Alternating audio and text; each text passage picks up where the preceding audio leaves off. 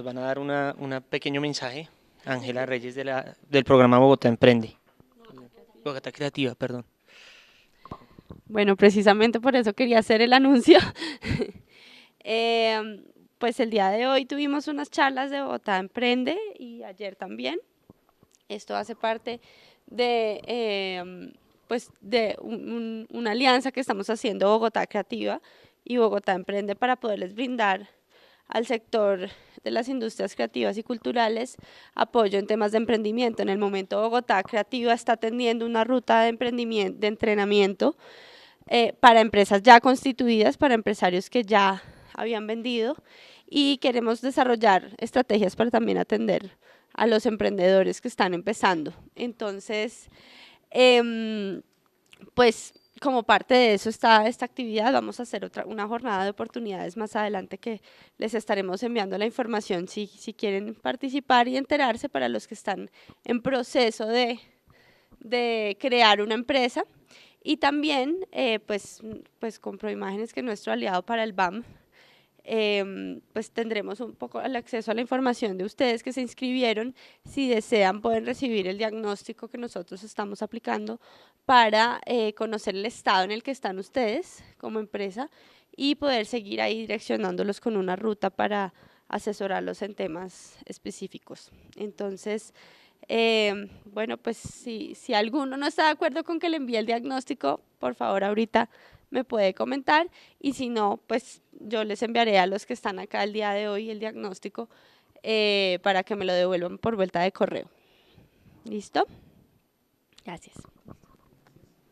Entonces vamos a seguir. Para decirles a los que, bueno, no hablé con ustedes, ahorita hablamos, pero los que me estaban preguntando como sobre casos muy concretos, tengan en cuenta que cada caso es tan diferente como personas hay en el mundo, ¿no? Es decir, cuando ustedes busquen, algo que también me parece bonito de decirles es que uno de los objetivos de esta charla es que la gente empiece a concebir el rol del abogado como un ser o un ente que entra en los proyectos no a resolver problemas, sino a prevenir situaciones y a delinear estrategias. La gente solamente busca a los abogados cuando ya el error está hecho o cuando ya el pleito arrancó o cuando ya existe la controversia. Ideal que ustedes empiecen a involucrar contadores, ideal no, fundamental el contador en un proyecto audiovisual, ideal el abogado, ideal una persona con conocimiento de administración de empresas que los oriente a hacer su plan de financiación, plan en línea. Es algo bien importante. Les repito porque creo que no quedó claro o es importante, esto es una charla genérica, no es un concepto legal. Entonces, cada caso se deberá tratar muy concienzudamente porque la mayoría de los casos hay que valorar muchas cosas, contratos, pruebas, elementos, tiempos. Entonces, es bien importante eso que… y vamos a empezar con los contratos de inversión o donación. Yo no sé, Santiago, ¿dónde está Santiago? Se fue. No sé si ustedes van a ver con Proimágenes o ya lo vieron el tema de las leyes de cine, la ley 1 y la ley 2. ¿No lo vieron? ¿Sí lo vieron? Hay gente que me hace sí, otra gente que me hace no. Bueno. Bueno, vamos a verlo. Vamos a verlo entonces. Bueno, estamos un poco antes. Lo que les quiero contar del tema de los inversionistas, de los contratos de inversión para que lo… Uy, este no es mi computador, ¿lo cierro? Voy a hablar de la ley 1 y 2 brevemente porque igual creo que es algo que le compete mucho a Proimágenes o a la Comisión Fílmica, que fueron las que gestionaron estas leyes. Pero es muy importante que tengan en cuenta cuando ustedes vayan a celebrar contratos de inversión o donación, especialmente los de inversión, se debe especificar que es una inversión a riesgo. Es algo muy importante. Ahora, como les decía, los contratos no los hagan ustedes, siempre asesórense, pero anoten allí con una X grande que los contratos de inversión siempre tienen que decir que son a riesgo. ¿A qué me refiero con esto? A las personas a las que ustedes van a contactar como productores para que metan plata en su película, son personas o deben ser personas que tengan la capacidad de asumir riesgos a nivel económico. ¿Eso qué quiere decir? No es la abuelita que les va a meter la plata a la pensión, no es una persona que les va a meter la plata que necesita para vivir. Son empresas que estén en capacidad de jugar un poco con las inversiones y que estén dispuestos a correr un riesgo con una película. Eso lo tiene que entender el inversionista a la hora de comprometerse con ustedes. Yo he oído a productores prometerle a inversionistas muchísima rentabilidad, diciéndoles que son películas de Cannes, que son películas que van a ganar mucha plata, que van a tener mucha taquilla. Ustedes nunca saben cómo le va a ir una película en taquilla. Es algo completamente ajeno a nuestras capacidades, es decir, una película puede ser muy bien actuada, muy bien dirigida, muy bien todo, y no irle bien en taquilla, y puede pasar al revés. Entonces, siempre ese contrato de inversión tiene que decirse que va a riesgo. Ahora, atención con eso, lo voy a profundizar un poco más adelante, pero el riesgo va sobre la rentabilidad. El compromiso de ustedes, si lo van a hacer por la ley de cine, para contextualizarlos un poco, existen dos leyes en Colombia, existen muchas leyes en Colombia, pero básicamente existen dos principales para temas de cine.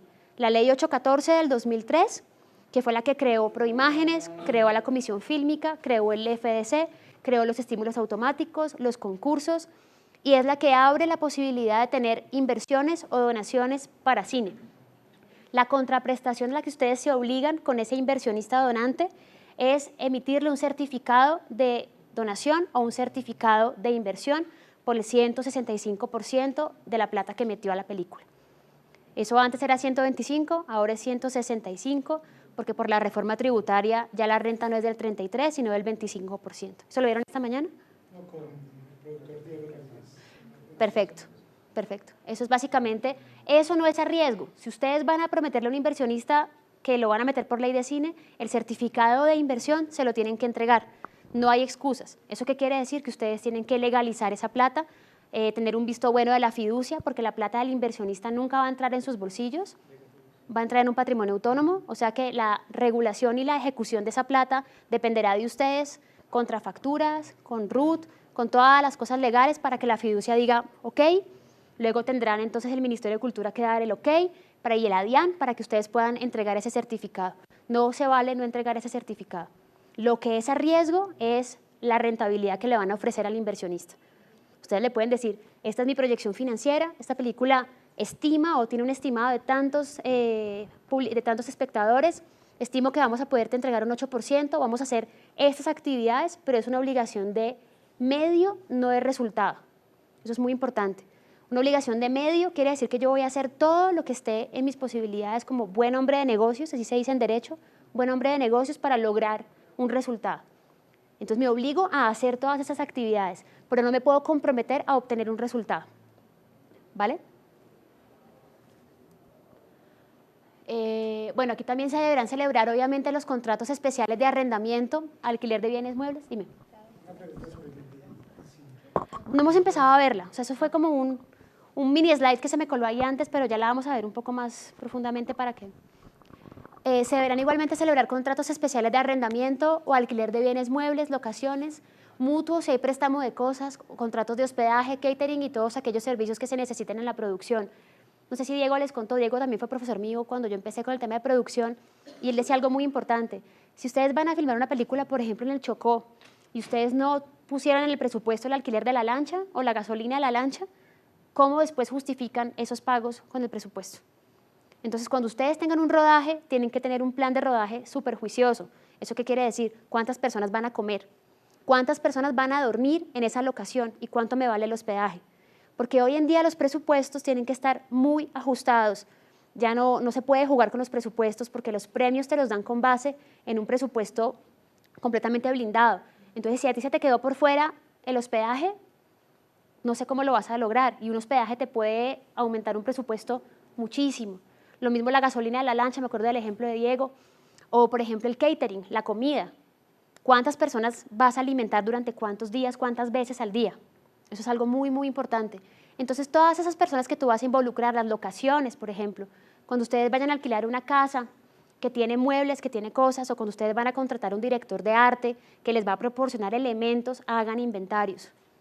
¿Cuántas películas no están ahora embrolladas porque no saben qué entregaron, qué no entregaron en la dirección de arte? No pongan cosas de ustedes, de valor de sus casas. Tengo un caso así, no lo llevo yo, pero conozco gente que lo hace. No sé, por aquí alguien lo hizo. Bueno, cuando ustedes, por el amor a la película, entonces dicen, sí, coge la escultura de mi papá, coge el cuadro de esto, no lo hagan. Y si lo van a hacer, entonces hagan un contrato inventariado y aseguren estas cosas que van a prestar, porque si no nadie se las va a devolver y menos en el estado en que las entregaron. Muy importante que siempre hagan un inventario de lo que reciben para que lo puedan devolver tal cual. Y si hay daños, que puedan cubrirlos con los seguros que sacaron. Eso es súper importante. ¿Preguntas hasta ahí? Lo de las coproducciones nacionales e internacionales, importante, parece obvio, pero a veces no lo es. ¿Cuál es la responsabilidad de cada coproductor en su territorio? Eso es muy importante. Hay, por ejemplo, coproducciones en las que el coproductor se obliga únicamente a hacer la postproducción. Entonces, en el contrato tiene que quedar claro que el tema de producción está en cabeza del coproductor de acá, por ejemplo. Entonces, los contratos laborales o de prestación de servicios, los arriendos, las locaciones serán en cabeza del lugar donde se hace el rodaje. En el caso de la postproducción, entonces los contratos de postproducción, los seguros de los equipos, en fin, definir eso en el tema del contrato. El encargado de representar la coproducción muchas veces escoges a una persona que se va a encargar, por ejemplo, de representar esa figura de la coproducción frente a terceros. ¿Eso puede ser una opción o no? Normalmente el coproductor colombiano se entiende con la gente en Colombia y el coproductor holandés se entiende con la gente en Holanda. Pueden denominar o pueden designar mutuamente a una persona que es la que se va a encargar de hacer los contactos con terceros. Eso es una cosa que es viable, pero tiene que estar autorizado para eso. ¿Cómo se reparten los derechos de autor sobre la obra? Como la obra audiovisual es una obra nueva, es una obra colectiva, la película en sí misma también tiene derechos de autor. Entonces yo les hablaba de la obra audiovisual como una bolsita. Según la ley 23 de 1982, la obra colectiva, entonces alguien lo preguntó, Santiago lo preguntó al comienzo, dentro de esa bolsa están el derecho del director, el derecho del guionista, los músicos, los dibujos, todo ya está acá, idealmente y legalmente cedido al productor. Esa película, obra nueva, los derechos patrimoniales son del productor. Por eso les decía que lo primero era identificar quién es el productor. Cuando Natalia y yo somos las productoras de una película, pues entonces somos socias, tenemos una empresa y trabajamos y la empresa es la dueña de la película o Natalia es la dueña y yo tengo un porcentaje, definamos eso, porque el productor es el dueño de los derechos patrimoniales. Va a ser el que va a poder vender la película a una cadena de televisión, va a ser el que va a poder vender los derechos en territorios, va a poder hacer el negocio con la gente de ventas, va a poder hacer el negocio con la distribuidora. Entonces esa persona va a tener los derechos patrimoniales y los derechos morales, es decir, el crédito, es del director. Entonces ustedes oyen Odisea 2001 de Kubrick, tal cosa, el director, eso es lo que siempre tienen que reconocerle, el crédito moral de la obra audiovisual. Eso está claro, eso es súper importante. Eso es una discusión Cuando presentamos grandísima. una película, dice, una película de Claudia Sánchez dirigida por Juan González. No, pero digamos, claro, tú lo puedes poner como tú quieras en los créditos de producción, pero digamos que el director a nivel de creación y a nivel de derecho moral de creación es el director. El productor es el dueño de los derechos patrimoniales, es el que va a negociar sobre la obra y tú puedes ponerle un crédito obviamente que la película fue producida por, pero director, dirigida por, es el crédito de derecho moral. O sea, siempre tienes que mencionar. Él fue el creador de la obra. Él fue el creador, él fue el es el director responsable. artístico de la obra. Exacto.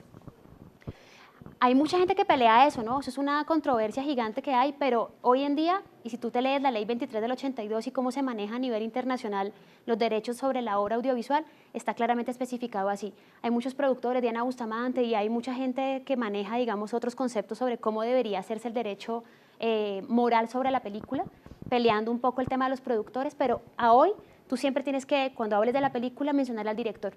Es algo que es importante. ¿Cuál es el porcentaje de aportaciones de cada coproductor en la obra? Si en un contrato de coproducción tú no especificas cuánto aportó quién, vas a dejar un contrato de coproducción manco. Tienes que especificar qué aportó cada quien y darle un valor frente al presupuesto total. Entonces, si el presupuesto era de 2.000 millones, yo aporté cuánto, en especie y en efectivo. Y si lo aporté en especie, darle un valor económico para determinar los porcentajes de propiedad sobre la obra. ¿Sí? No es lo mismo que yo haya hecho todo y que yo haya negociado todo y que el coproductor extranjero me haya puesto un 20%, entonces si no lo valoramos en plata o en porcentajes, ¿cómo vamos a repartirnos el resto del mundo? Tiene que quedar claro en el contrato. ¿Qué tratamiento se le da a los premios o subvenciones dadas al proyecto? Eso es importantísimo. Si se ganan una estatuilla en un festival, ¿quién se lo llevó? A la gente nunca piensa en eso, pero si ustedes se ganan, no sé, no digamos un Oscar, pero un oso o algo que sea físico, porque la plata se puede repartir en proporción al porcentaje que tengas, pero si se ganan un premio, una estatuilla, ¿quién se lo va a llevar? Eso debe quedar en el contrato. Las peleas más impresionantes por esa pequeña estatuilla son increíbles, entonces la gente se lo reparte de pronto por territorios.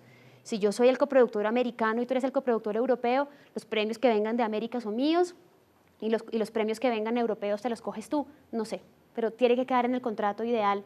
Las subvenciones también. Nos ganamos un premio de producción en un mercado internacional, ¿quién va a ir? Eso es bueno dejarlo en el contrato desde el comienzo porque después puede haber una controversia ahí difícil de solucionar. La repartición de utilidades según los territorios, eso es básicamente de acuerdo al porcentaje. 100 y 100 si lo nacionalizaste y el resto del mundo con base en los aportes. El tratamiento de derechos que se quieran guardar las partes de manera exclusiva. Por ejemplo, Alejandro y yo vamos a coproducir una película, pero yo tengo un contacto increíble con un dibujante de cómics y yo me quiero reservar esa posibilidad y no quiero que él se meta a negociar eso, es mío. Yo puedo dejar en el contrato que me reservo esa opción. Si no queda ahí, tendrás que hacer una nueva negociación. Si yo, por ejemplo, tengo un agente de ventas o mi hermana trabaja en una empresa y yo quiero que ella sea la distribuidora en Estados Unidos, yo podré plantear eso desde el comienzo y decir, yo me reservo ese territorio para negociarlo yo. Todo es importante conversarlo y dejarlo en el contrato de coproducción. Acuérdense que los contratos pueden tener, están súper callados después de ese café. ¿Tienen preguntas? Bueno, acuérdense que los contratos pueden tener otros sís. Entonces, no es que yo firme un contrato y el contrato quedó cerrado. Cuando ustedes tengan que hacer una nueva negociación sobre un acuerdo, ustedes pueden hacer un nuevo documento que se llama otro sí, que es como un anexo, pero siempre recuerden pegarlo al contrato original. Porque siempre llega el cliente con un papelito que es el otro sí número 5 y ¿dónde está el 4? ¿Dónde está el 3? Es un despelote. Cada anexo o otro sí de un contrato tiene que estar pegadito al contrato original para que podamos saber qué ha pasado con eso. Tiene que preverse también la agencia de ventas internacional y la forma de explotación de manera local. Esos son, por ejemplo, cosas que tú puedes poner en el contrato.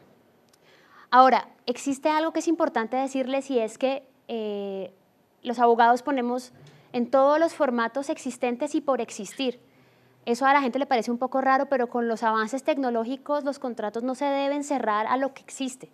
Normalmente los contratos deben estar abiertos a los nuevos formatos que puedan llegar a existir. Entonces, cuando ustedes vayan a tener un contrato de este tipo, verifiquen que la cláusula sea lo suficientemente abierta para la explotación en otras ventanas de distribución, no únicamente en las que están.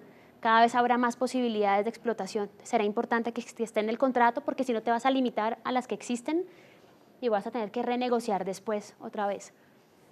Estrategia del negocio, entonces, bueno, el productor deberá tener conocimiento del mercado nacional e internacional para sustentar su plan de financiación y comercialización. La gente muchas veces arranca una película sin un plan de financiación y un plan de comercialización. Eso es muy importante.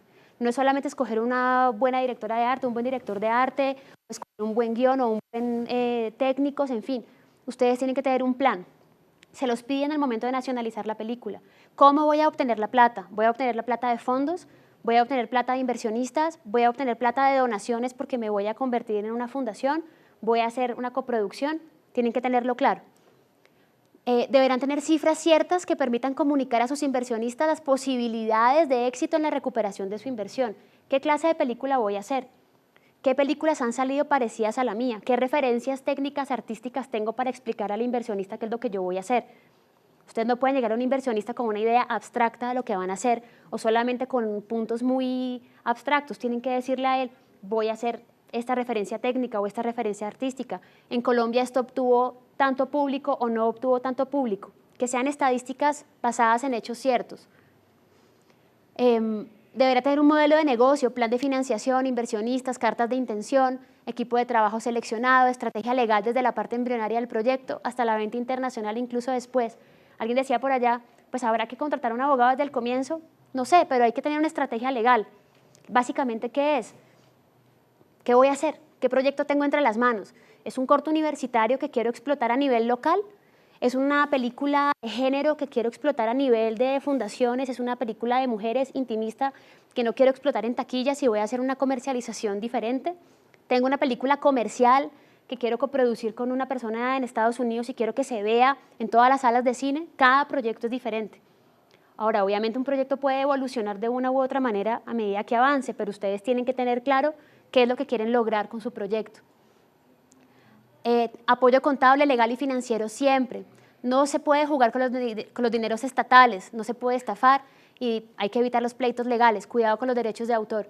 Muchas veces la gente llega a la oficina y dice, no, es que es una película barata, son 1.500 millones de pesos. pues yo no sé en qué mundo vive esa persona, pero 1.500 millones de pesos es mucha plata. Lo que pasa es que cuando son premios, la gente muchas veces no lo ve como tanta plata porque no es plata que tienen que coger ellos y no es plata que tienen que buscar de inversionistas. Son premios estatales, pero no por eso debe manejarse con, digamos, sin todas las previsiones legales y cuidados legales que se tiene que manejar un monto así o cualquier monto de plata. ¿Tú podrías, por favor, hablarme acerca de las cartas de intención? ¿Cómo es el tema? Las cartas de intención es La carta de intención básicamente es eso, es una intención.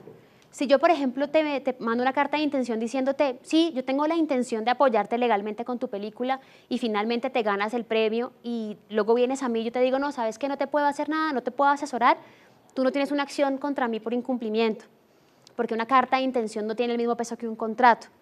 Pero lo que te sirve es para demostrarle al inversionista o al fondo que tú tienes una gente interesada. Ahora, ahí viene la buena fe y es que realmente la gente está interesada. No es como pasa mucho, que es lo que te contaba con el coproductor francés, que buscaban a cualquier persona con nacionalidad francesa para que les dijera que sí. Pasa mucho que la gente se llena de cartas de intención de un poco de gente que nunca va a meter a la película, pero que lo que quiere es mostrar que tiene un apoyo. Aquí la idea es que sean cartas de intención reales, que por algún motivo no se pudieron ejecutar porque pasó algo extraño o algo fuera de lo previsto, ok, pero que sea realmente algo que pueda tener validez. Entonces, por ejemplo, si tú me dices a mí, Patricia, es que mi película la va a protagonizar Gael García, no es lo mismo que tú me lo digas a que tú me muestres una carta firmada por el man. Entonces yo ya de entrada sé que tú tienes la capacidad de negociación para hacer una posible contratación con él. Ahora, tú no puedes amarrar a una inversionista diciéndole, es que la película la va a protagonizar él, porque pilas, ahí después te pueden decir, yo te metí la plata porque era Gael. Tú le tienes que decir, tengo una carta de intención. Pero real. Real. Es lo que estoy diciendo, no es lo mismo.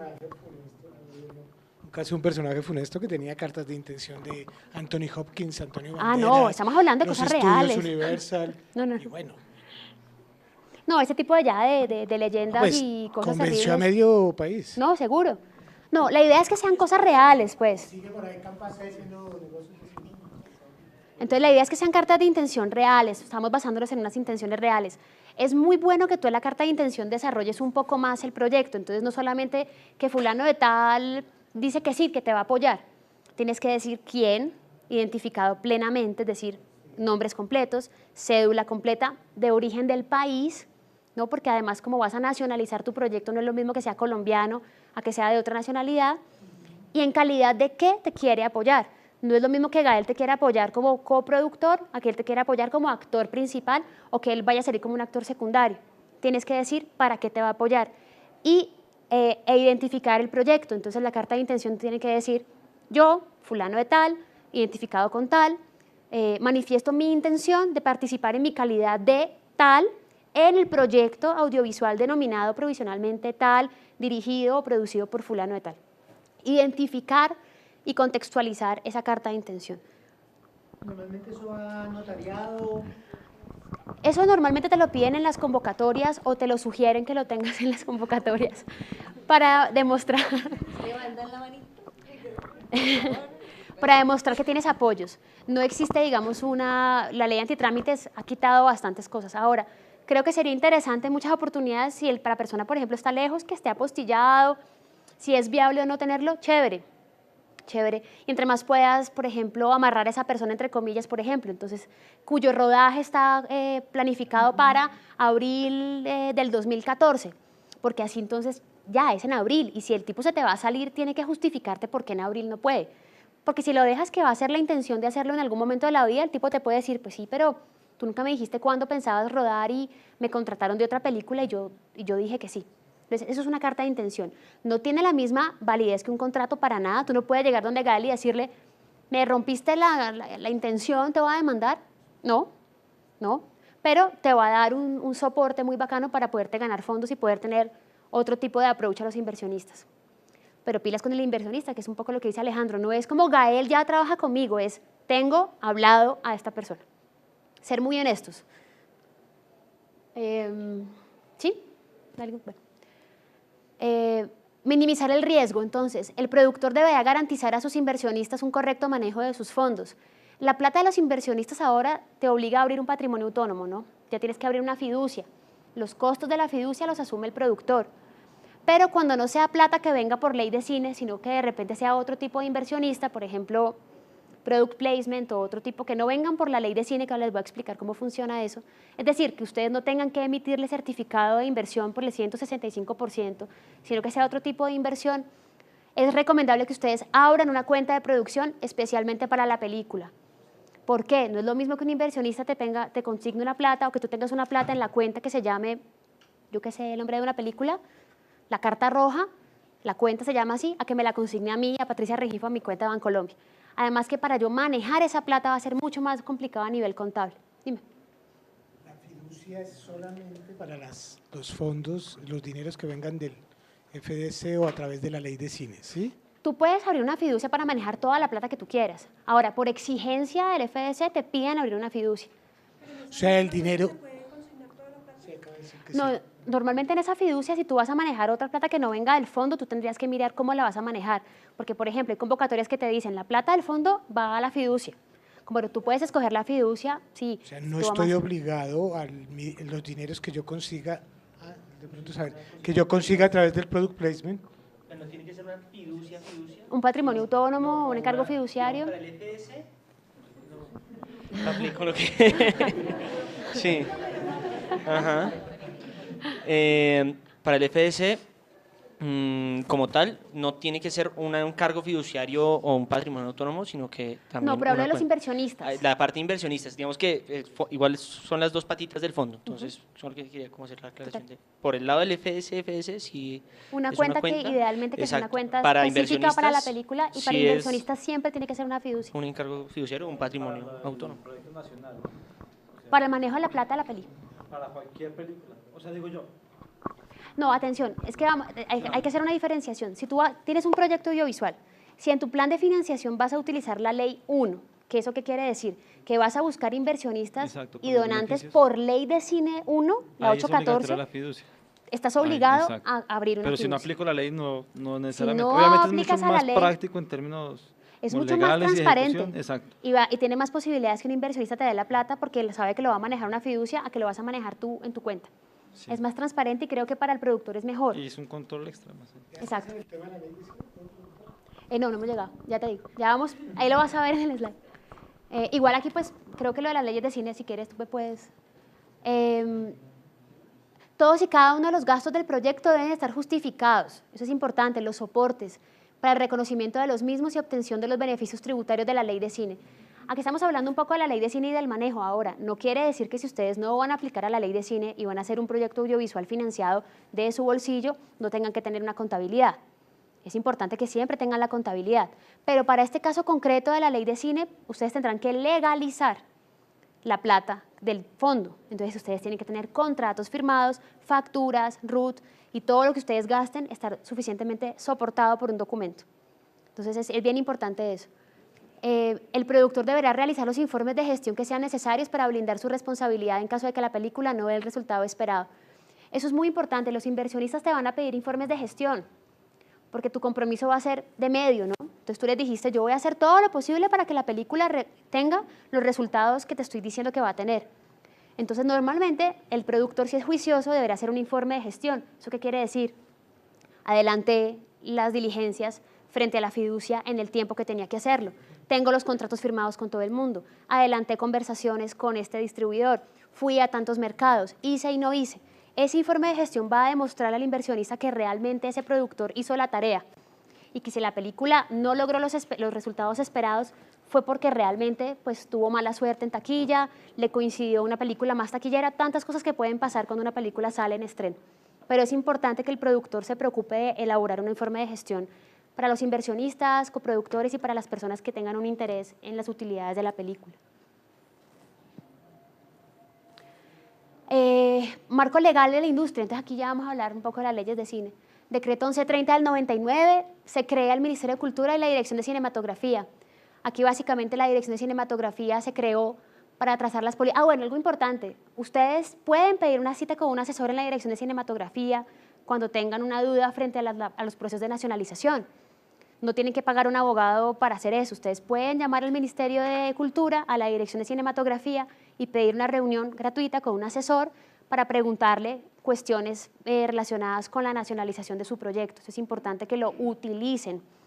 También pueden hablar en la comisión fílmica para que les den orientaciones sobre la ley 1 o la ley 2 si tienen dudas. Es importante que ustedes acudan a estos entes que nacieron para generar ese tipo de... Bien.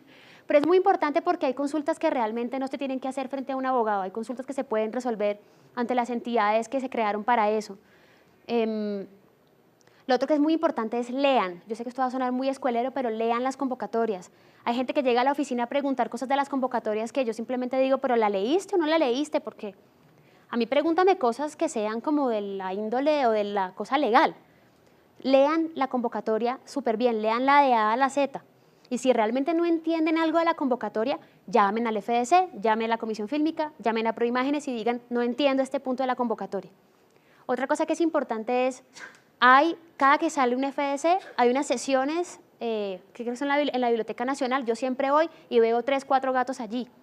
Cuando ustedes vayan a aplicar al FDC, vayan a los conversatorios que arma el FDC para resolver inquietudes. Eso es gratuito, eso es muy importante que ustedes vayan y hagan todas las preguntas, o que lo vean por streaming y hagan las preguntas por streaming.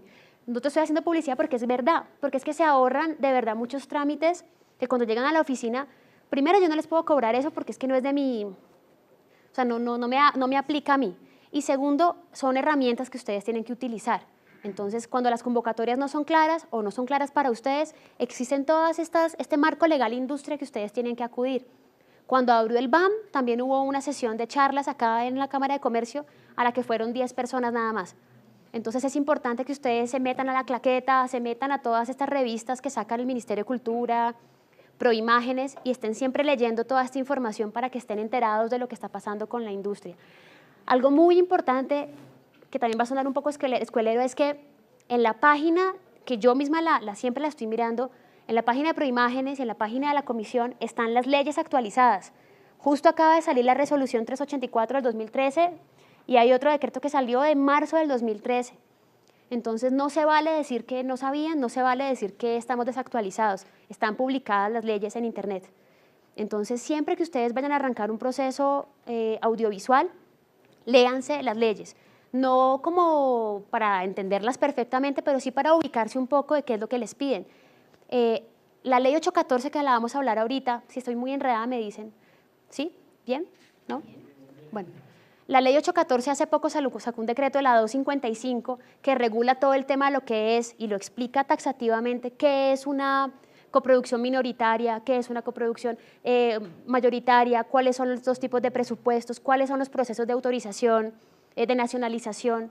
Eso es bien importante que ustedes lo tengan en cuenta y lo lean. Y ya cuando ustedes tengan preguntas concretas, acudan a estos entes y ya cuando arranquen, contraten su abogado o su contador, pero ya con todas estas cosas leídas. Está en la ley 814. Eso está, te metes a la página de Proimágenes y hay un link que se llama normatividad o leyes vigentes o normas vigentes, legislación.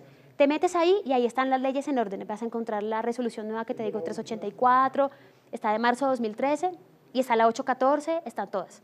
Pero es importante saber que la ley, bueno, la regulación puede estar en una resolución, decretos, entonces hay que estar como ubicado, porque cambia, digamos, los porcentajes.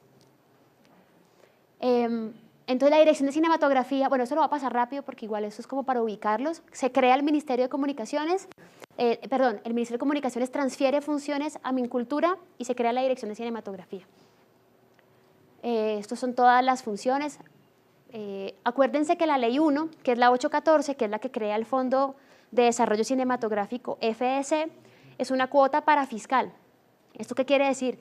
Que son ustedes mismos o los mismos productores, exhibidores y distribuidores que con sus impuestos engordan ese fondo y engordan esa plata. O sea que cuando estafamos al FDC, nos estafamos a nosotros mismos. Cuando intentamos saltarnos ese FDC, nos estamos saltando a nosotros mismos. Es una plata para fiscal que entre más haya industria y entre más gente produzca cine, pues mayor va a ser la plata para concursos. Entonces aquí está fundamental leer, comprender y aplicar la ley 814 y la nueva ley. La ley 1556 del 2012, que tiene un manual de asignación de recursos que está en Internet. Ahí está la página también, mincultura.gov.co. En la Dirección de Cinematografía también encuentran la normatividad o en la página de Proimágenes, en fin. ¿Por qué es importante esto? La gente llega a la oficina y me dice, yo quiero aplicar a la ley 2, porque suena muy bacana y porque me devuelven el 40% y el 20%. Tienen que leer las leyes. Tienen que saber que son leyes excluyentes la una de la otra. Precisamente esa era mi pregunta. ¿Yo no puedo trabajar mi película acogiéndome a ambas leyes? No. No. No. Una O te vas excluye por la otra. 814 o te vas por la 1556. Son dos leyes completamente diferentes, reglamentadas de formas diferentes, con objetivos diferentes, con reglas del juego diferentes, con incentivos diferentes. Pero si yo trabajo mi película con la ley 2, yo puedo acudir al fondo para pedir, por ejemplo, apoyo a distribución, ¿o no? No. ¿No? Los estímulos automáticos, ¿yo ¿Hasta pierdo mis dónde? estímulos automáticos? Sí, porque son leyes completamente diferentes. Son leyes completamente diferentes. La una te da estímulos automáticos, o corrígeme si yo estoy equivocada, pero Ni para asistencia a festivales y convocatorias y formación y todo eso. son completamente diferentes porque, atención, en la ley 1556 lo que te dice es, De concurso no, entiendo que los de concurso no y los inversionistas, para el caso de la ley 1. Pero si yo estoy en la ley 2, yo No, porque puedo tienes que acudir tener al en fondo cuenta- a solicitar apoyo a distribución, tengo derecho tengo mi derecho a taquilla, tendría derecho a participar en festivales y pedir el apoyo del fondo para asistir a es que festivales. son dos cosas completamente diferentes y se originan de dos Entonces, cosas ¿para qué diferentes. se creó la ley 2? Mira, O sea, yo peleo contigo, pero, o sea, ya... no, ya- creo que... No, nada, pero tiene todo... Pero Alejandro, raya ven, en déjate la- explicar, en porque si la- no te dejas explicar cómo hacemos. hay No creen, incoherencia. no creen la Raya en- controversia, esperen que la explicación, porque la explicación está. Espérense. Entonces sí, con calma. La ley 2 tiene una justificación enorme y es otra cosa diferente. Básicamente vamos a ver la ley 1. Entonces la ley 1 es la que ustedes ya conocen, FDC. ¿Qué es lo que propone la ley? Beneficio tributario para los inversionistas y donantes de ley de cine, ¿cierto? Beneficio tributario. Sobre cómo se calcula el beneficio tributario o cómo funciona, explicándoselos así básicamente. La empresa llega a fin de año y tiene que pagar unos impuestos, ¿cierto? Sobre la renta líquida agravable. Antes era el 33%, ahora es el 25%. Llegó la empresa con su contador, el revisor fiscal, llegaron al momento de hacer sus pagos de impuestos y le dice, usted tiene ingresos 1.000, costos tanto, o sea, ingresos menos costos es la renta líquida agravable y sobre eso tenés que pagar el impuesto, ¿sí? Entonces, ¿qué pasa? La inversión o donación por ley de cine viene a aumentar los costos. Entonces, ¿qué pasa? Si tú metiste 100 millones, por ley aparecerá como si hubieras metido 165 millones, ¿sí? Porque ese es el 165 que te hablan del beneficio, viene a restar como costo a los ingresos y vas a pagar menos impuestos. Básicamente no es que el beneficio haya aumentado de 125 a 165, se mantuvo el mismo beneficio porque la renta bajó del 33 al 25%, que es algo bueno porque la reforma tributaria afectó otras áreas del entretenimiento y en cine se logró mantener el beneficio. Es decir, que la gente que ya venía negociando con un inversionista por un beneficio tributario tiene hoy en día la misma capacidad de negociación. La diferencia entre inversionista y donante es que el inversionista tiene el certificado de inversión por el valor de lo que invirtió y aparte una rentabilidad negociada con el productor con base en la proyección financiera que tenga y en el contrato a riesgo que tiene con el inversionista. Eso es lo que él recibe. Y el donante recibe únicamente el certificado de donación por el valor que le dio a la película, siempre tomando en cuenta que la donación nunca puede exceder del 30%. O sea, una donación por ley de cine nunca puede ser superior a lo que se le puede donar a una fundación, básicamente. ¿Para quién es atractivo? Para empresas grandes que quieran bajar costos a final de año. Por eso les decía, no es un beneficio tributario atractivo para una persona con pocos ingresos. Tiene que ser una empresa que quiera bajar costos, que quiera aumentar costos para que la renta líquida agravable sea menor. Eso es básicamente lo que hay. Eso se refiere a la parte... Dime. El 30% del... 30%. O sea, la donación no puede ser mayor al 30% de que del presupuesto de la película. No. o al 30% Lo que pasa es que mayor tú tienes... No, nada que ver. No te expliqué bien. El tema es que en Colombia, si tú creas una entidad sin ánimo de lucro, o sea, si tú eres el dueño de una fundación o de una corporación, tú puedes recibir donaciones, ¿cierto? Tú puedes recibir donaciones y a cambio de esas donaciones tú emites un certificado de donación. Lo que te dice la ley de cine es que ninguna donación por ley de cine puede ser más beneficiosa, puede dar más beneficio por donación que lo que emite una fundación o una entidad sin ánimo de lucro en Colombia, para no enredarnos, que es el 30% de descuento de lo que sería la renta líquida. O sea, no puede ser más. Si tú vas a captar un donante y ese donante te va a meter mucha más plata y te das cuenta que después de cierto tope ya el beneficio no le da, lo éticamente justo sería decirle, mira, dóname hasta acá, porque hasta ahí está el beneficio. ¿Sí? Es decir, tú no puedes entrar a competir con las hermanitas de la caridad a nivel de donación por ley de cine. Básicamente eso. Esa misma ley 814 creó el Fondo de Desarrollo Cinematográfico, que básicamente lo que está incentivando es la creación de buen cine. Entonces lo que busca es que los jóvenes realizadores tengan un acceso a un fondo, que es un premio por concurso, donde tendrán que presentar presupuestos, guiones, en fin. Se busca es una profesionalización de la industria nacional. Además que para el FDC tienen que participar personas colombianas, con proyectos colombianos, y que siempre que haya, así sea una coproducción colombiana. Eso es importante. Se crea la Comisión Fílmica, se crea Proimágenes, y bueno, todo esto es la ley 814 que ustedes ya la deben manejar y la Proimágenes conocen. es un poquito más viejo. Es un poquito más vieja con la Dirección de Con la Cinematografía. ley- exacto, Correcto. que cumplió hace años hace poquito también. Exacto. Valga la pena. El FDC es una entidad autónoma con personería jurídica, funcionamiento y contratación de derecho privado. La Comisión Fílmica es una actividad estratégica de relación comercial en el exterior mediante promoción del territorio como destino para filmación de películas y mercadeo. Vamos a hablar un poco de lo que viene con la ley nueva. Bueno, aquí están básicamente, no sé si esto habrá cambiado con el último decreto de marzo del 2013, porque eso lo vi hace poco, pero básicamente lo que les digo es que estas cuotas son lo que engorda la cuota para fiscal para crear el Fondo de Desarrollo Cinematográfico.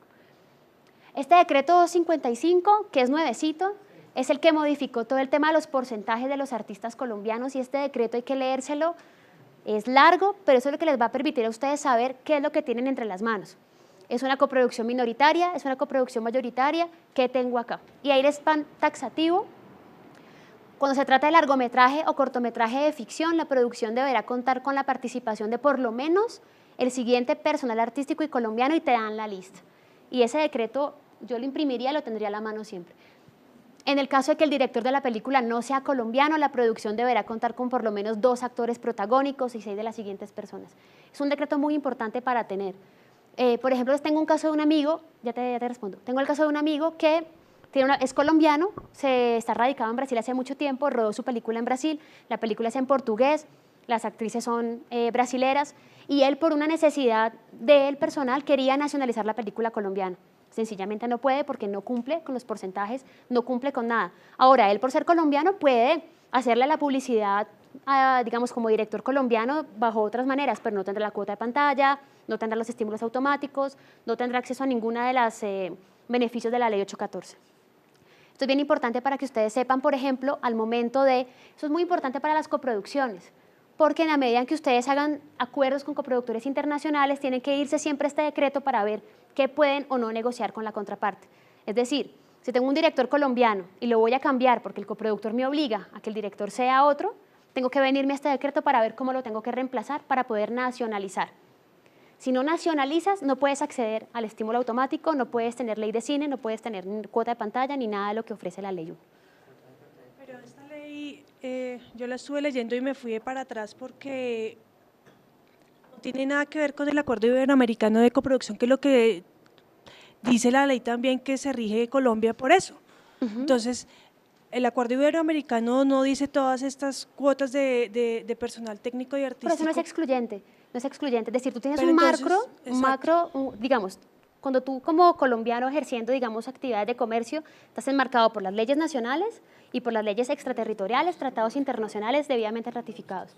El convenio te da un marco, y unos temas macro. Cada país está libre, y justamente si tú lees los ADPIC o si tú lees las resoluciones de la OMPI, te van a decir que cada país es libre de legislar al interior de su país como él quiera, siempre sin contrariar el convenio. Ahora, ahí lo que hay que es importante es mirar, si Colombia me exige para poder nacionalizar estos puntos, entonces, ¿cómo voy a negociar con la contraparte? Y por eso es muy importante que la contraparte también tenga claro cuáles son las exigencias para él poder nacionalizar, porque si no, no se puede hacer una coproducción. Eso suena complicado, pero en realidad, mientras la gente se acostumbra a este nuevo decreto y le va cogiendo el tiro, pero ya es como antes la gente decía, voy a hacer una coproducción con México, entonces estamos enmarcados bajo este convenio internacional, tenemos que cumplir con estos. Lo primero es verificar si existe o no un convenio bilateral o un convenio con ese país con el que ustedes van a hacer la coproducción. Primera tarea. Creo que Proimágenes ya actualizó la página, antes no estaba, pero ahora está el convenio con Canadá y varios convenios. Eso se ha ido actualizando. Entonces, lo primero es, si ustedes tienen un amigo coproductor holandés, remítanse a ver si existe o no un convenio bilateral o un convenio multilateral que incluya a esos dos países que van a hacer la coproducción. Primero, eso les va a dar el marco legal de lo que tiene que decir ese contrato y ese intercambio a nivel de producción audiovisual. Y al interior tienes que responder a la norma nacional para poder nacionalizar tu proyecto en Colombia. Es una norma nacional. Entonces, digamos que no son excluyentes y no es que la ley tenga que decir lo mismo que el convenio, para nada. Lo importante es que tú tengas la capacidad de respetar el macro, es el marco legal internacional, y que puedas justificar entonces la nacionalización del proyecto en Colombia y en el país del coproductor. Es básicamente eso. Y es una labor interesante porque la gente lo que hace es que se meten con producciones rapidísimo y, por ejemplo, Ibermedia.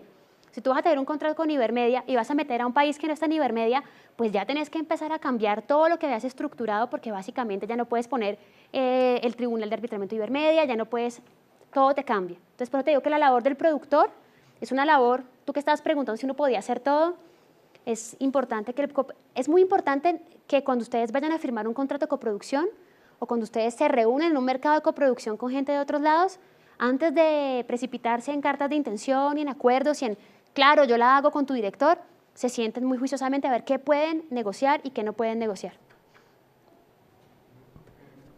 ¿Preguntas por el Twitter o algo así, no?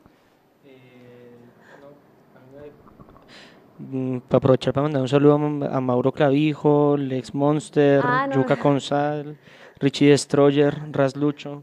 Gracias. Bueno.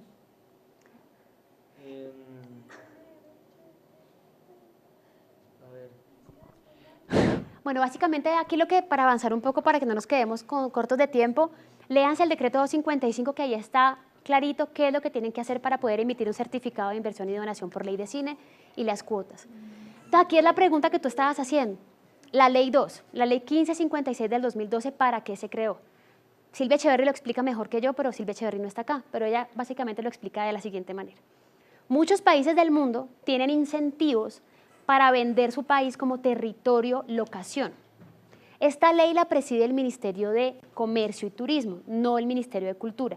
Básicamente, ¿eso qué dice? Había mucho interés, siempre ha habido interés por parte de productoras internacionales de rodar en Colombia, pero aparte de la función de la Comisión Fílmica, de lo que ustedes ven siempre de marca Colombia, ProExport, qué bonita las ballenas, qué bonita la playa, tenían que motivar y hacer un incentivo mayor a nivel de qué es lo que le puedo, un incentivo económico, qué le puedo yo ofrecer a ese productor nacional o internacional que quiera rodar en Colombia. Esta ley 1556 no es la primera ley que se hace en el mundo que incentive locación. Hay muchos países del mundo que tienen leyes que incentivan los rodajes en locación territorio. Por ejemplo, Canadá tiene una ley de incentivos, por eso la gente muchas veces va a rodar a Canadá porque es más barato, tiene buenas leyes de incentivos y tiene locaciones similares a las de Estados Unidos. Cada país tiene que saber explotar los escenarios que tiene y con base en eso ofrecerle a la productora nacional e internacional.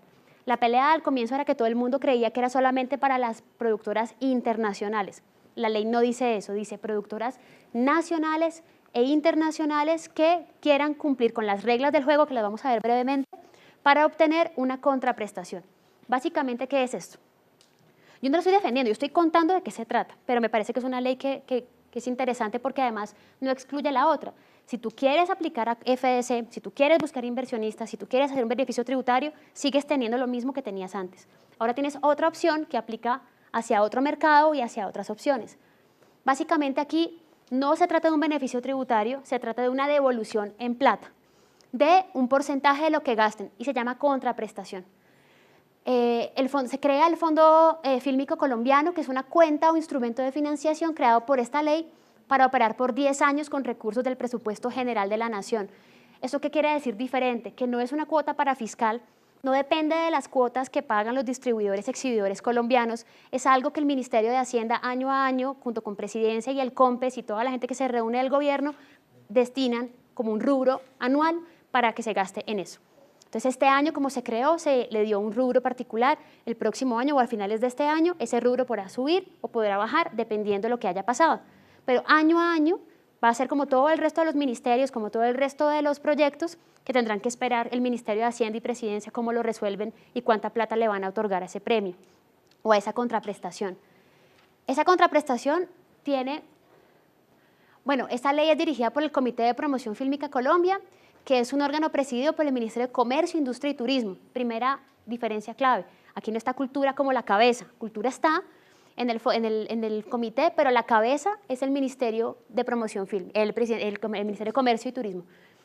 La contraprestación supone un desembolso de dinero cuando un productor nacional o extranjero lleve a cabo actividades de rodaje, animaciones o postproducción. Y los rubros están definidos en la Ley 1556. No es una remuneración por servicios, no es una devolución de impuestos. Es importante hacer la aclaración ahí. Y la contraprestación es, te devuelven, pero te devuelven al final, o sea que la plata la tienes que tener, te devuelven el 40% de lo que pagaste en servicios cinematográficos en Colombia y te devuelven el 20% de lo que pagaste en servicios logísticos cinematográficos. Ahora, las reglas del juego de esta ley, el manual de reglamentación salió hace poco, el manual de uso, y hay un decreto que salió súper reciente que también normatiza esta ley. Hasta donde sé, no ha habido la primera experiencia con esta ley que ya haya sido aprobada por el comité para arrancar, no conozco. Sé que mucha gente se estaba preparando para aplicar, pero no conozco una que haya pasado. Porque el presupuesto de la película debe ser aprobado por el comité y cumplir las reglas del juego. Básicamente, ¿cuáles son? Esto es muy someramente porque me estaban preguntando la ley, pero yo creo que eso es buenísimo que Silvia lo explique. Sí, exacto. Es cualquier duda, dirigirla también directamente a la Comisión Fílmica. Correcto, cualquier duda directamente a la Comisión. Bueno, pero leer muy bien el manual, leer la ley de nuevo. Pero digamos que para no dejar inconcluso, el proyecto deberá suponer un gasto en servicios incluido impuestos por no menos de 1.800 salarios mínimos mensuales legales vigentes, que este año es de 589.500, ahí se me faltó un 5. Perdón, en dólares, $589.000. El salario mínimo está en 589.500 pesos. O sea, año a año tendrá que modificarse ese valor.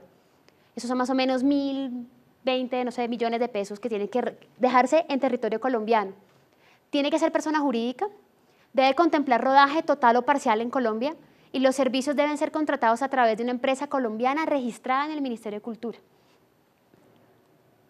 Los recursos para el gasto deben ser administrados por una fiducia. Esta ley también obliga que la plata entre por una fiducia a un patrimonio autónomo vinculada por el productor. O sea, es un costo que el productor tiene que asumir, la administración de esa fiducia. Se exige para el desembolso concepto favorable de una firma de auditoría. No funciona para publicidad ni para videos institucionales, eso es importante. La otra ley tampoco aplica para videos institucionales, es para cortometrajes y largometrajes. Y se exige una consignación por cobertura de seriedad por 40 salarios legales mensuales vigentes, 23.580.000 pesos, que será devuelta al terminar el contrato. Básicamente esta ley, ¿qué es lo que dice? Tienes que tener la plata. Tienes que tener la plata para rodar. ¿Eso qué quiere decir? Que la empresa productora que va a venir a hacer la película tiene que tener la plata. Ya te contesto. Se pide al productor acreditar la viabilidad del proyecto con una forma de financiación. Entonces te piden seguro de buen fin, certificación de un distribuidor mayor o canal de emisión, una certificación bancaria. Todos los costos deben ser cubiertos por el productor, la administración de la fiducia, los seguros y el modelo de financiación. Bueno, y ya. Dime. Tú dices que la plata se devuelve después.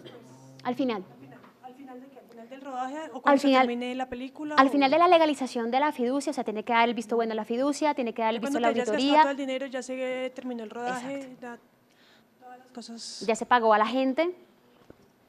Por eso te digo que es una ley que está destinada, digamos, a personas que tienen realmente plata, ya que tengas una empresa coproductora o una empresa aliada o una empresa asociada en el extranjero que tenga la capacidad económica de venir y dejar mínimo 1.800 salarios mínimos legales mensuales vigentes acá, que esté en la capacidad de arrancar un rodaje, que esté en capacidad de pagar y que el productor, la casa de rodaje colombiana, la casa que se contrate en Colombia esté registrada como servicios cinematográficos en el Ministerio de Cultura. Eso es un formulario que hay que diligenciar.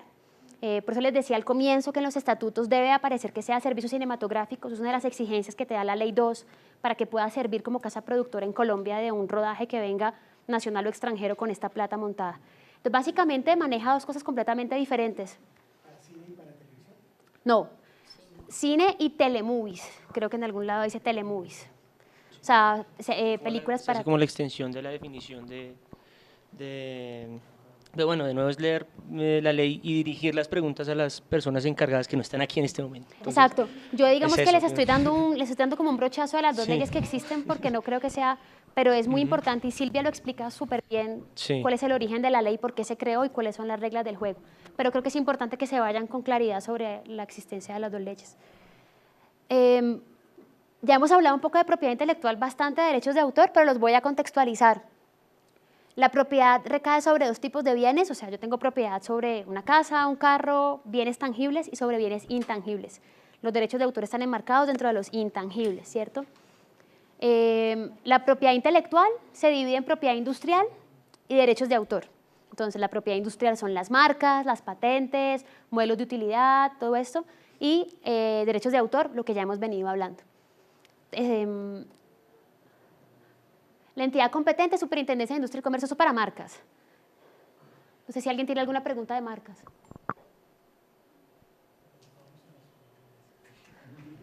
La superintendencia, básicamente lo importante de una marca es tengan cuidado cuando una marca aparezca en su comercial o en su película, en su corto o su largometraje, pidan permiso. Hay un product placement ahí o hay una violación a los derechos, digamos, de explotación de la marca. Y lo otro importante es que cuando ustedes creen empresa, porque a mucha gente le gusta hacerse llamar, por ejemplo, yo, Ley en Movimiento, esa es mi marca. Pero si yo no hubiera registrado esa marca, habría botado la plata en la página web, en las tarjetas, en todas estas cosas. Entonces, si ustedes manejan un nombre, una marca, si ya tienen el Google Apps o lo que sea que hayan adquirido, es importante considerar en algún momento proteger esa marca por medio de un registro de superintendencia.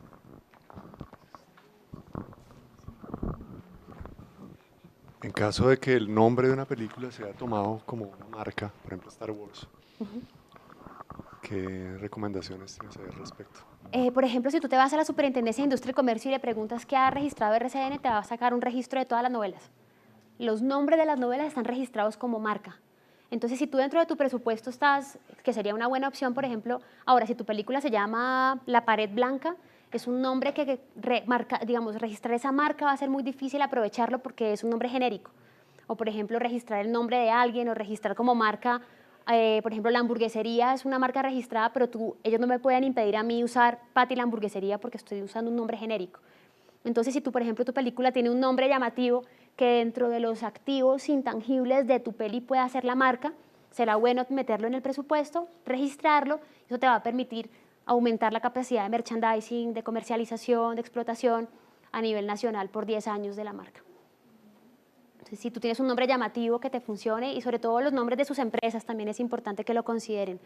El procedimiento está en la Superintendencia de Industria y Comercio y ustedes pueden ir allá y pedir un turno y hay unos asesores que los pueden orientar sobre los términos básicos del registro de marca.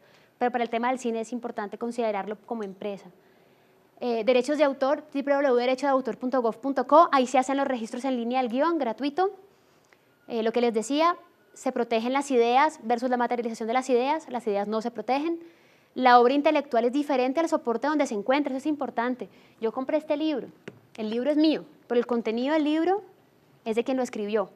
Entonces, mucha gente dice, no, es que yo grabé con mi cámara las imágenes, pero soy un servidor público y estoy amarrado a un contrato. Tienes el soporte material, pero realmente por contrato el contenido es del empresario que te contrató. ¿Sí? Es un ejemplo, digamos, importante. Y la originalidad, ¿no? Que sea una obra creativa de tu ingenio. Derechos morales y patrimoniales, básicamente los morales son los irrenunciables, intransferibles, irrenunciables, siempre los tendrás. La obra de Mozart es obra de Mozart por siempre. O sea, si ustedes van a poner la obra de Mozart en su corto, tienen que decir que es de Mozart. No importa cuánto tiempo haya pasado desde su fallecimiento, los derechos morales siempre son de quien creó la obra. Y los derechos patrimoniales sí son los que hemos hablado, comunicación pública, reproducción, distribución y todo esto. La transferencia solo se hace por documento solemne, que eso ya lo hablamos. Tiempo de protección si es persona natural, la vida del autor y 80 años más. Si es persona jurídica, 70 años a partir del primer día del año en que se proyectó, publicó o emitió la obra por primera vez. ¿Puedo dar como una aclaración, digamos, el derecho moral?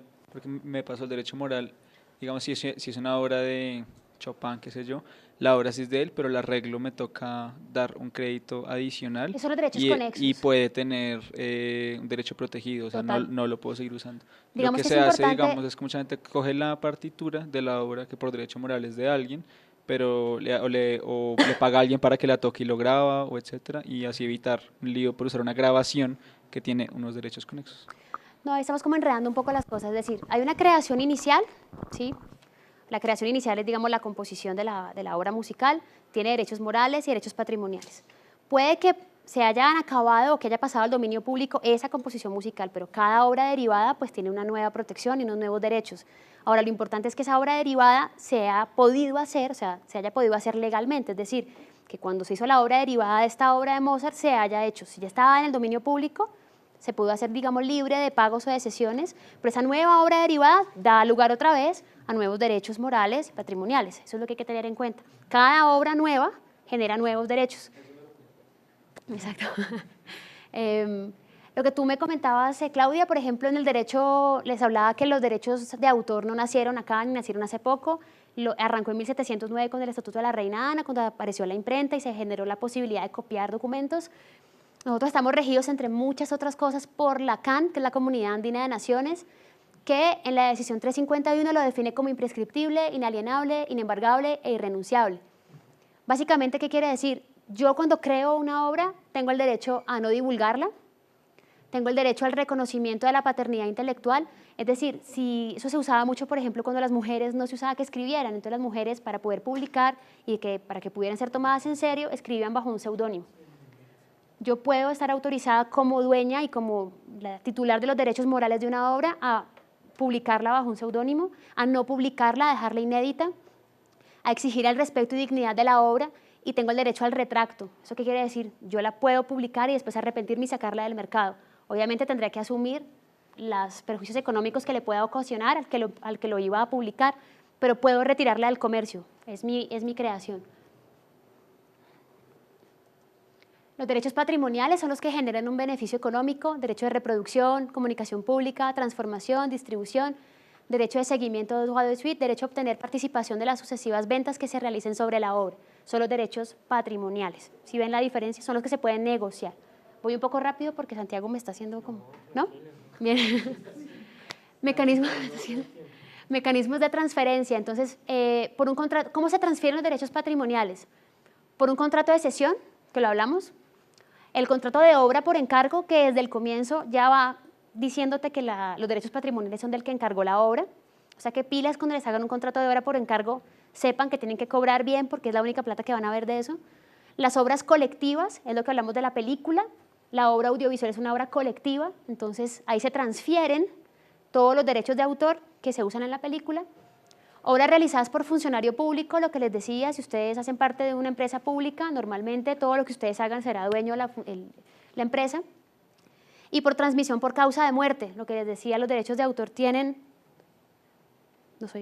lo que les decía de los herederos, la protección viene la vida del autor y 80 años más.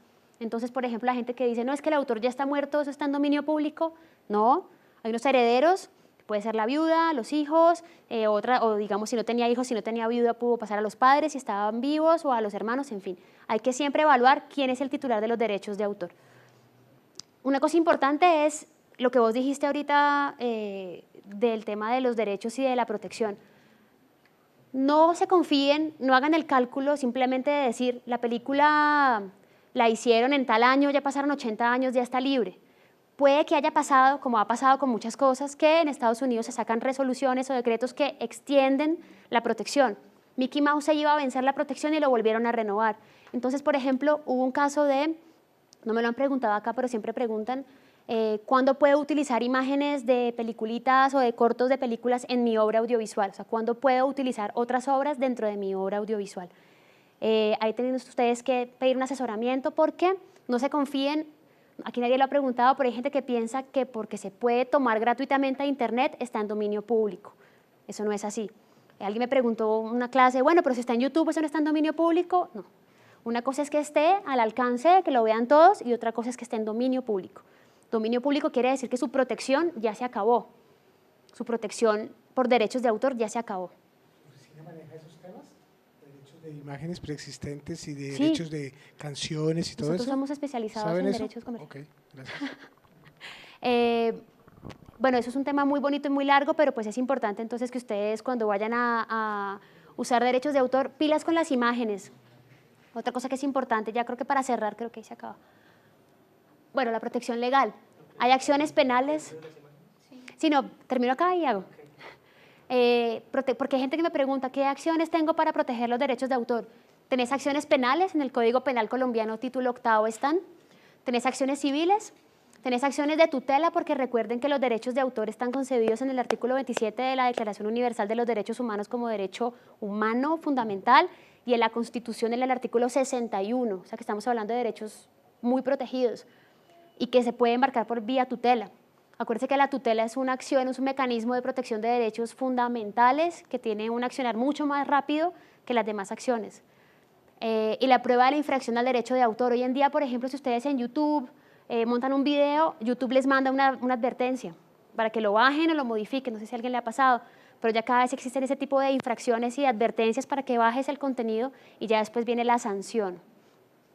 Lo de las imágenes es para cerrar y es cuando ustedes vayan a incorporar imágenes no propias en un documental o en una ficción, es decir, cuando las vayan a adquirir de un tercero, asegúrense, acuérdense siempre de la cadena legal. ¿Esto qué quiere decir? Si yo tengo un documental y yo le voy a comprar a Natalia unas imágenes que yo sé que ella tiene porque estuvo en el Chocó y grabó unas imágenes, no solamente se trata de que ella me pase la USB o el CD o el Vimeo o lo que sea que me vaya a pasar, sino que ella me tiene que hacer una sesión o una autorización o una licencia o lo que sea, certificando que ella es la dueña de las imágenes. Porque si yo no tengo esa certificación y resulta que Natalia grabó esas imágenes pero no son de ella, porque era una funcionaria pública o porque de pronto estaba bajo un contrato y en el contrato le decían que todo lo que hiciera era de la empresa, me pueden demandar. Entonces, si yo no garanticé esa transferencia, es muy complicado. Dime. Lo que contengan esa, por decir, le compré una secuencia de una película a Natalia. Lo que contenga en términos legales esa secuencia, canciones, todo. Cuadros, todo. Ella tendrá que darme toda la cadena legal de eso. Ella te tiene que dar una certificación porque si te va a pasar una cosa así de mamotretos, tú lo que le vas a hacer firmar a ella es un documento donde ella manifiesta que ya tiene la titularidad, o sea, que ella ya tiene ese… No tendré que adquirir los derechos, por ejemplo, de la canción que está sonando ahí en esa… Pero ella te tiene que certificar que los tiene por contrato. Porque lo que generalmente pasa es que la gente simplemente te pasa lo que tiene, se lo compras, te pagó 2 millones, se lo pagaste, lo metiste y luego hay un problema con derechos de autor y Natalia te dice, pero pues a mí nunca me ha pasado nada con eso, yo no tengo problema. Entonces ahí vas a tener una demanda segura y pues ahí tendrás que ver si repites contra Natalia, si tienes algún tipo de documento contra ella. Repetir es que a mí me demandan y yo repito contra alguien más. O sea, hago una demanda hacia la otra persona. Pero idealmente siempre tenés que tener, sobre todo que en Colombia no han pasado muchos líos de eso, pero siempre pasa en el due diligence que te piden, o en el delivery que te piden cuando te lo van a comprar una cadena de televisión o te lo va a comprar una productora internacional. Te pide toda la cadena legal. Entonces, ejemplo chévere para cerrar. Un caso de la vida real. Unos documentalistas son contratados por una empresa para hacer una labor particular. En el desarrollo de ese contrato que ellos firman dice que todo lo que ellos hagan en el desarrollo del contrato le pertenece a la empresa, no son servidores públicos, el contrato dice eso. Esta gente empieza a trabajar y durante el desarrollo del contrato, como son inquietos, graban muchas cosas, graban muchas imágenes. Se acaba el contrato, pasa cierto tiempo y luego dicen las imágenes que tenemos son muy bacanas y realmente valdría la pena negociarlas. Métanse esto en la cabeza, uno no puede vender lo que no es de uno. O sea que básicamente en ese caso tienes físicamente la grabación, tú la hiciste, o sea, realmente tú tuviste la creatividad y el ingenio, pero por contrato no son tuyas. Entonces, si esa persona que se las va a comprar, si es juiciosa, le va a pedir un contrato donde diga yo certifico que yo soy el dueño de las imágenes. Pero si esa persona no es juiciosa y las adquiere y las mete dentro de la obra audiovisual, puede perfectamente meterse en un lío cuando la persona se dé cuenta que esas imágenes fueron captadas en el desarrollo del contrato. Y no vas a tener cómo decir que no. Yo tengo una duda específicamente si el documental con el tema de la cesión de los derechos, sobre todo porque cuando se trabaja ficción se registra ante Dirección Nacional de Derecho de Autor una obra literaria inédita, que es el guión. En el caso del documental, ¿qué podría yo registrar? ¿Un proyecto? Tratamientos, investigación. Y en esa cesión de derechos, digamos, a un productor, ¿tendría que especificarse todo lo que contenga ese proyecto? Sí. La investigación, por ejemplo, ¿qué le vas a ceder? Hay personas que te ceden, por ejemplo, la investigación, pero no te ceden el material audiovisual o te ceden una parte. Tú puedes, hay contratos de coproducción donde te dicen, por ejemplo, que lo que la persona grabó y se dejó en el corte final es de la coproducción y el resto es de él. Entonces tienes que ser muy detallista con lo que cedes, lo que no cedes, lo que entra y no entra dentro del acuerdo. Ah, perfecto, gracias.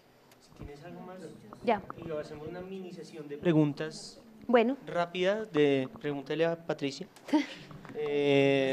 Sí, sí, y preguntas también generales, es decir, no es consultorio jurídico. ¿tienen más entonces, preguntas? ¿quién Igual más? han hecho muchas preguntas. Sí.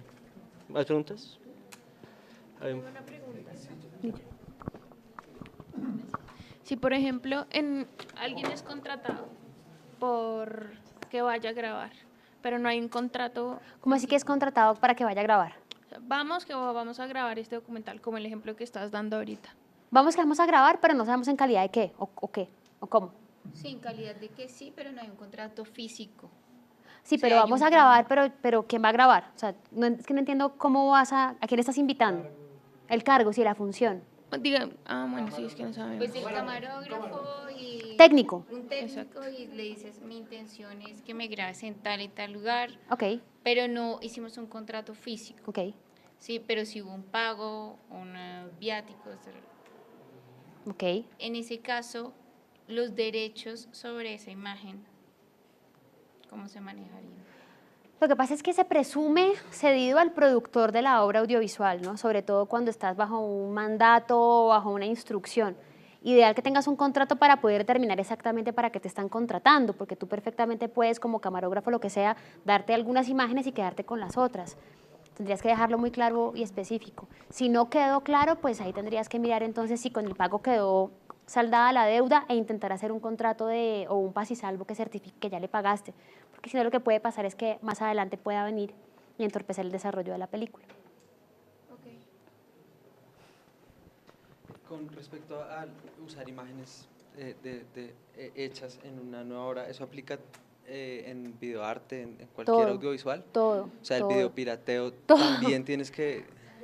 Todo. Sí, el videopirateo Es decir, como lo que pasa es que estamos como un hablando modo de un... de Sí, videoarte, yo lo conozco. Digamos que el tema básicamente es, tú tienes que diferenciar dos cosas. Una cosa es lo que el deber ser, digamos. Yo te puedo decir, tienes que tener los releases de todo el mundo porque te puede generar una demanda y tú puedes hacerlo o no.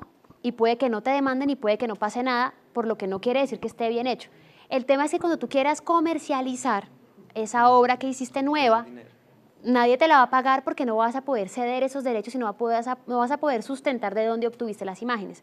De poder hacer lo que tú quieras, pero que eso sea viable económicamente a un negocio. O sea, no son comerciales, de hecho. Sí. Ok, y si yo publico en internet un reel mío, ahí puedo usar esas cosas que yo he hecho. Depende de nadie la me pone- plataforma donde lo montes. Por ejemplo, hay páginas web que de entrada te están diciendo que lo que montaste ahí ya lo estás cediendo a la página y que es como un tema de, lo puedes coger. Ahora, yo no podría, si tú montas tu reel y yo me meto a tu blog y lo descargo y lo uso, tú podrías, salvo que tú lo tengas como Creative Commons o si tú lo tienes como libre o que tú me pongas que ahí diga, haga con esto lo que usted quiera, de resto se entiende que está protegido por las normas clásicas del derecho de autor. Pero lo que yo pregunto es, dentro de mi reel hay cosas que yo he hecho para otras personas dentro de otros contratos, como... ¿Has pedido permiso a esas personas que si pueden meter cosas de las que tú trabajaste para armar tu reel? ¿Permiso verbal? Claro. ¿Está bien? Pues deberías en el futuro cuando te contraten decir que tú vas a poder aprovechar, por ejemplo, algunas escenas o algunas tomas para tu portafolio personal. O sea, que no es algo En que el tú vas a vender. contrato- En el contrato de inicial prestación con que te van a... ellos. Ok. Cuando te contratan, tú poner en una clausulita como el contratista podrá utilizar imágenes de no más de tanto para su reel personal o para su portafolio personal, pero no para después incluirla en una obra audiovisual comercializable. Diferente. Una cosa es que tú lo metas en tu reel para tu página para que la gente diga qué bacano como este man trabaja, diferente de voy a usar escenitas para hacer una obra audiovisual diferente que la voy a comercializar. O sea, ese lo puedo tener abierto, que lo vea cualquier persona. Claro, mío, pero no tengo puede que un ponerle cliente, contraseña, si cosas no queda en el contrato, puede que un cliente te moleste, puede que te diga, oye, no, finalmente ¿Y yo ahí te qué pagué pasa? Lo las quito, imágenes, lo tengo que lo quitar, quitas. no más. Y la última cosa, no sé qué tan amplia sea, en la página de la Dirección Nacional de Derecho de Autor está, digamos, obra literaria, musical, artística, y hay también una cosa de actas y contratos. Sí. ¿Cómo funciona? Es lo que te comentaba que cuando tú, por ejemplo, tienes un contrato de cesión que versa sobre un guión, lo tienes que registrar en la Dirección Nacional de Derechos de Autor. O sea, todos los contratos, sesiones, autorizaciones que versen sobre una cadena legal de derechos, tienes que registrarlos allí. Primero lo haces, lo autenticas, toda esta cosa, y luego lo registras. Correcto. Sé por qué me lo devuelvo. Bueno, es que nosotras tenemos una pregunta. Nosotras estamos trabajando ahorita en la universidad un cortometraje, pero por cosas de la vida, hace muy poco nos enteramos que hay una película que tiene un nombre, el mismo nombre, y que tiene, o sea, su historia es similar, casi igual a la historia de nuestro cortometraje. Entonces, digamos, ahí como, pues obviamente nos afecta hartísimo, que la película es gringa, salió como en el 2008, y nosotros ahorita estamos en etapa de desarrollo y preproducción, entonces ahí que no la hemos rodado, pero digamos que es el proyecto que ya estaba, se llama Dorothy. Pero entonces, digamos, o sea, no solo nos afecta que el nombre es igual, sino la historia también es muy similar. Si solamente estuviéramos hablando del nombre, tú tendrías que hacer simplemente si lo quieres registrar como marca, tendrías que hacerlo simplemente revisar si los antecedentes marcarios, si lo registraron o no en Colombia y podrías usar la marca. El problema es que la película es la misma. Entonces, pues, claro. No, la película que ellas harían sería la misma película que la otra. No, la película es un largometraje, sino que su historia es muy similar a nuestro cortometraje, entonces pues digamos que, o sea, el argumento como tal es similar, entonces pues nos preocupa que de pronto en dado momento pueda haber algún inconveniente. ¿Pero ustedes lo van a comercializar? Pues sí está pensado. O sea, sí está pensado, realmente. No, digamos, es una pregunta un poco que podría pasar, no podría pasar, no sé, podría no pasar nada, podría. Lo que pasa es que hay consideraciones, digamos, a nivel legal que tú tendrías que ver, algo que se llama fair use o uso legítimo, que han desarrollado, digamos, los gringos y está, por ejemplo, en el convenio de Berna, y es que tú podrías tener existen limitaciones o exenciones al derecho de autor en 3 casos. Cuando sea un caso especial, defíneme especial, ahí es un argumento como jurídico. Cuando esa nueva creación o eso que tú vas a hacer no afecta la explotación comercial de la obra, de la otra obra. Entonces ahí tú tendrías que ver, ¿afecta a mi cortometraje la explotación comercial de esa obra? Tendrías que verlo, no sé, puede que no, puede que sí. Y lo tercero es si genera perjuicios económicos a la obra original. Entonces, por ejemplo, tú podrías decir, no, la película se estrenó en 2008, ya se comercializó en taquilla, ya hizo la rotación por festivales, la película ya murió, no pasa nada. ¿Qué podría pasar? Tal vez ellos estén negociando un remake y cuando sale el corto tal vez pierdan el negocio, no lo sé. Simplemente te digo, hay excepciones al derecho de autor, en esos tienen que estar los 3 puntos justos y juntos. Y hay otro punto muy importante que se pide, es que sea puramente académico o educativo. Entonces, cuando yo quiero, por ejemplo, usar una imagen cortica de algo, o quiero, por ejemplo, reutilizar o retomar algún tema, lo que pasa es que es difícil cuando se trata de algo que se puede asimilar a la copia, porque es muy diferente cuando tú, por ejemplo, vas a hacer una adaptación exacta, o sea, cuando tú dices, esto es un remake de tal película, y no tienes los derechos del remake, ahí estás fregado porque no podrías. Pero es diferente, por ejemplo, ¿cómo te lo pongo? Es diferente cuando tú haces una copia, no copia, cuando estás como esa línea gris en que se parece, no se parece, pero se llaman igual. O sea, ahí es muy difícil defender el caso especial porque realmente ustedes ya saben, digamos. No es como que se enteraron en el momento en que la película ya estaba rodada y la película no se comercializó en Colombia, ustedes podrían decir, nunca la vimos, no sabíamos, realmente se nos ocurrió. Pero si ustedes ya lo saben, ya es más complicado justificar el proceso posterior. Tendrías que mirar si el corto es solamente universitario y no se va a comercializar, festivales, subvenciones, premios, tal vez podrías pasarlo, pero si te ganas un peso, ya te complicas. Pero la rotación en festivales no necesariamente quiere decir que haya una explotación económica del... Cuando se lo gana, sí ya hay... Pero el simple hecho de que se vea en un circuito de festivales puede posiblemente afectar económicamente esa obra original porque no sabemos cuál es el plan de ese primer creador. Puede que le esté dando una segunda vida a la película, puede que le esté haciendo una obra derivada porque podría hacerlo. Si yo hago un largometraje puedo después hacer un corto, un cómic, lo que yo quiera. Entonces, No hay un límite en los argumentos. El Rashomon de Kurosawa es el mismo Cenizas del Paraíso de Marcelo Piñeiro. Son pasa dos es que son películas y es casos- el mismo argumento. Son Con casos películas con 20 años de diferentes. diferencia. Estaba pensando hay varias películas que son así. Yo no le daría, Pero no es que me se llaman daría, igual, no le se daría llaman importancia a ese igual. tema. Daría la película. Son dos lo que pasa películas es que distintas. se llaman igual y una cosa es que el argumento sea similar, es decir, una historia de amor, un road trip con 3 personas y que puede pasar, pero ya cuando el argumento es, ustedes tendrían que ver qué tanto... Sí, pero no sabemos qué pleitos hubo al interior de esas películas o cómo pasó y puede no pasar nada.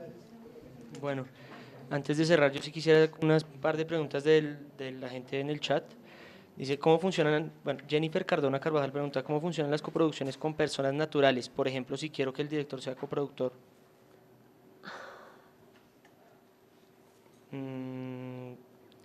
Aquí hay más, espérense.